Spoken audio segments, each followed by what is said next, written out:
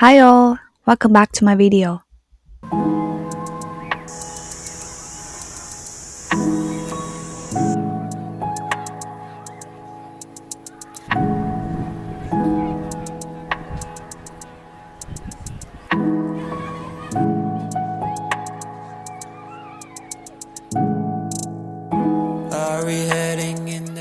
Cái buổi sáng đầu tiên khi mình mở mắt thức dậy trong cái căn phòng ngủ quen thuộc của mình ở Huế thì mình phải mất một lúc để tự nhận thức được đây là thiệt hay là mơ. Nhà mình thì cũng nhỏ nhỏ thôi, chắc vừa đủ cho 4 người với thêm mấy chó con. Ở ngoài thì phòng lan của ba treo đầy, ở trong thì đồ đạc ngổn ngang. Nhưng mà mình thích nhà mình như rửa thôi. Vì khi ở nhà mình sẽ không bao giờ cảm thấy trống trải hay cô đơn hết. Trừ về nhà không có về nên cứ thấy hơi thiếu thiếu. Nhưng mà trừ về đang ở mố á thì Vên cũng đừng có lo nghe. Có mấy đứa hầu duệ của Vên thay Vên giữ nhà đấy rồi hí.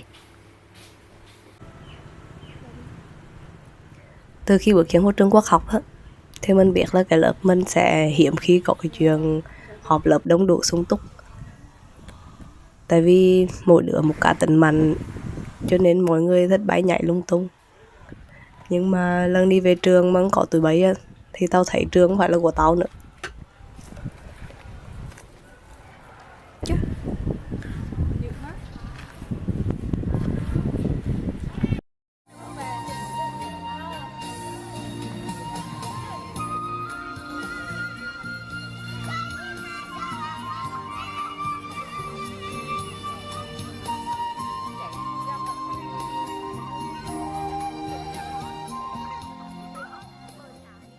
Khi nói tới Huế thì mọi người sẽ nghĩ tới Mao Chi à. Với một cái thành phố mà có 4 mùa lễ hội, có cái cây cầu Trường Tiền mà tối mô cũng mở đèn bãi sắc cầu vồng, thì mình chưa bao giờ thấy Huế đơn sắc cả. Lần này mình về Huế đúng dịp có festival nghề truyền thống, người tứ xứ đổ về Huế để xem. Chắc mình chưa quen với cái việc Huế xô bồ đông đúc như đi, nên lần đi về mình thấy Huế vừa lạ vừa quen.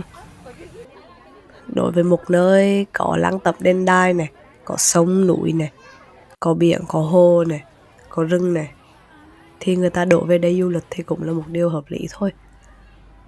Xin hứa từ nay tôi sẽ không gây kíp Huế nữa.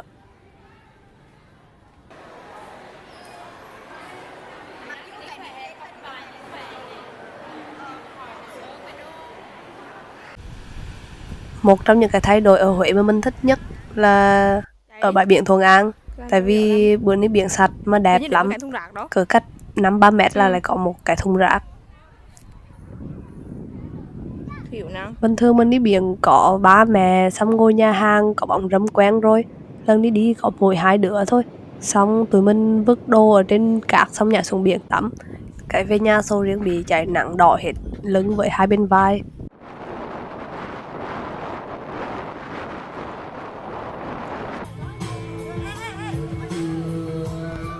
Ở Huế lâu thì mình cũng chỉ lui tới mấy chỗ quen thuộc thôi. Mình mới nhận ra là có nhiều chỗ ở Huế mình chưa từng đặt chân tới. Ví dụ như là chùa Thiên Mụ. Trong khuôn viên chùa thì vẫn yên tĩnh, an nghiêm, rợp bóng cây. Nhưng mà ở phía bên ngoài thì rộn ràng hơn nhiều. Không biết mấy bạn nghĩ rằng nhưng mình khá là thích cái sự đối lập này.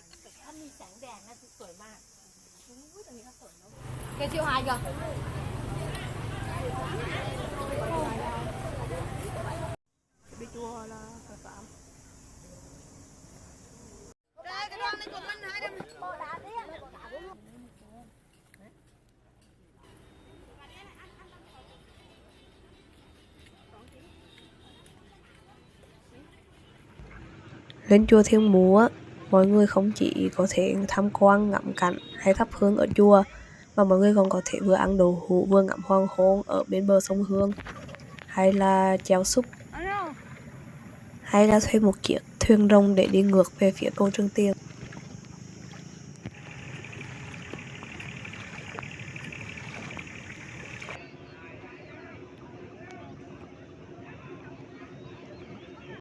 Có một ngày trời đỡ nắng thì mình với Sầu Riêng quyết định đi tham quan Đại Nội vào đầu giờ chiều.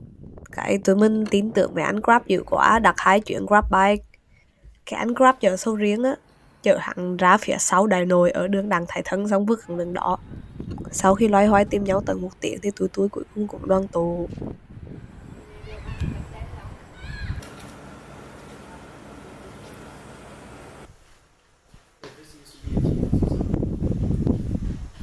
Hồi nhỏ mình đã có mấy lần đi tham quan Đại Nội rồi, nhưng bây giờ mình quay lại đây với tư cách là một người lớn, với nhiều thời gian hơn, nên mình cũng đọc được hay nghe được nhiều điều hơn về Đại Nội Huế.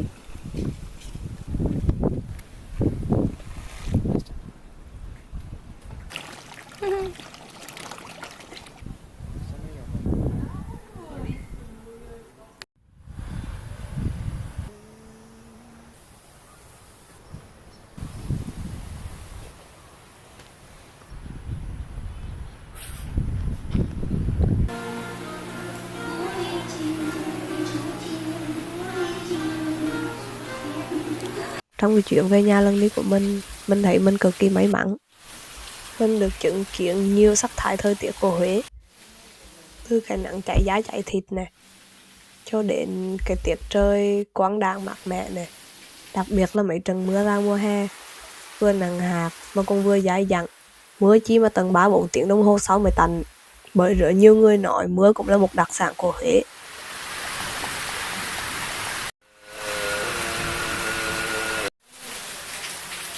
Mưa rất mà xiên đi lắm, tụi mình phải mua 2 cái áo mưa gần cả 100.000 để đi xem Thế Miếu.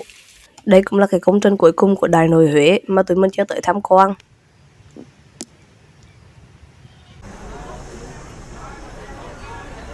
Chắc vì mình đã đi Lăng Khải Định mấy lần cho nên khi đến đây lần này mình thấy overwhelmed, mình thấy ngạc nhiên lắm.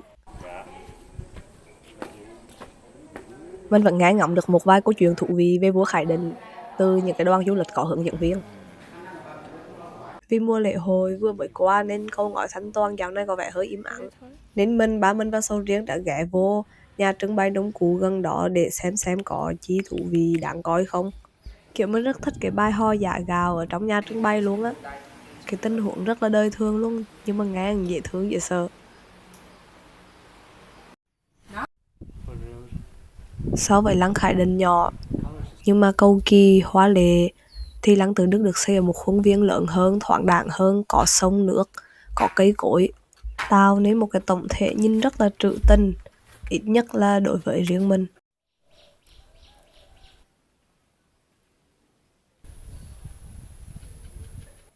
Mình nghe nói vua Tự Đức không chỉ dùng cái nơi này để yên nghỉ sau khi qua đời, mà ông còn đến đây để thư giãn, làm thơ hay ngắm cảnh. Kiểu Sầu Riêng phải thốt lên là wow, damn, he got taste.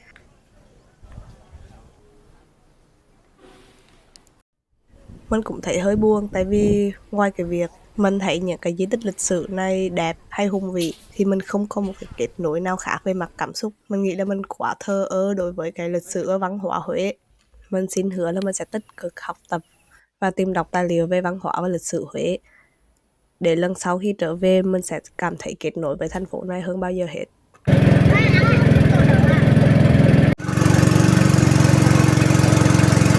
Mình đưa chìa khóa cho thằng đứa mất xe lắm con. Mất xe thôi là đi. Mất chơi. Khổ ghê. Kể cho mọi người nghe một cái kỷ niệm nhục nhã của tôi ở suối nước nóng Thanh Tân. Tôi với Sầu Riêng đi massage 50 phút và trong 50 phút là tôi chỉ ngủ đúng 5 phút thôi. Rồi mà tôi cũng ngáy cho được nữa, mà còn ngáy to nữa chứ. By the way thì cảm ơn cậu Khánh vì cái voucher cậu Khánh hít.